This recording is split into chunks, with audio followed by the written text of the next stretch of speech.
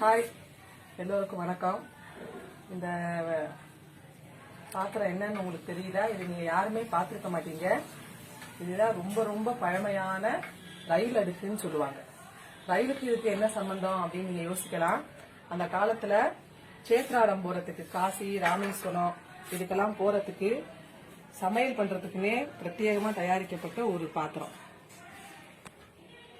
இதுல என்னென்ன இருக்கு அப்படின்னு சொல்லி உங்களுக்கு காமிக்க போறேன்.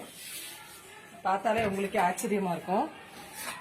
ஃபர்ஸ்ட் ஏதாவது ஒரு காய் பண்றதுக்குள்ள 2 அகலமான பாத்திரம். அடுத்து இத சிப்பல் அப்படின்னு சொல்லுவாங்க.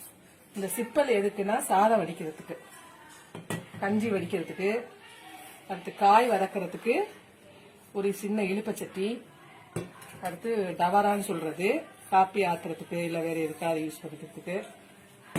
அதுக்கடுத்து சின்னதா ஒரு பாத்திரம், கடுகு இந்த மாதிரி வச்சுக்கிறதுக்கு சின்ன சின்னதா பாத்திரங்கள் சைஸ் வாரியா கொடுத்துருக்காங்க. அதே மாதிரி தண்ணி மோந்துக்கிறதுக்கு சின்னதா ஒரு சொம்பு, அதுக்கடுத்து கூட்டு,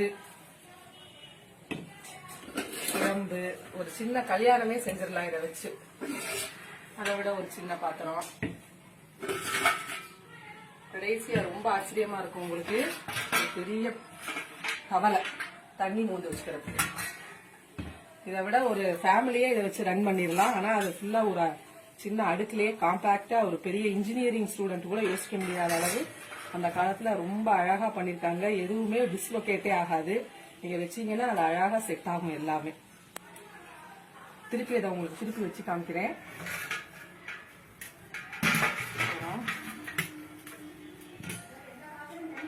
எல்லாமே தனித்தனியாக செட் பண்ணிக்கிறேன். 2 1 2 3 4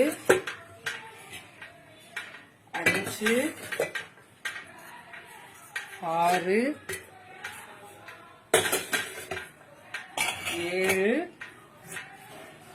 8 9 10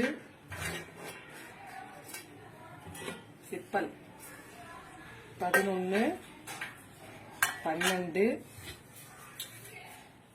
13 14.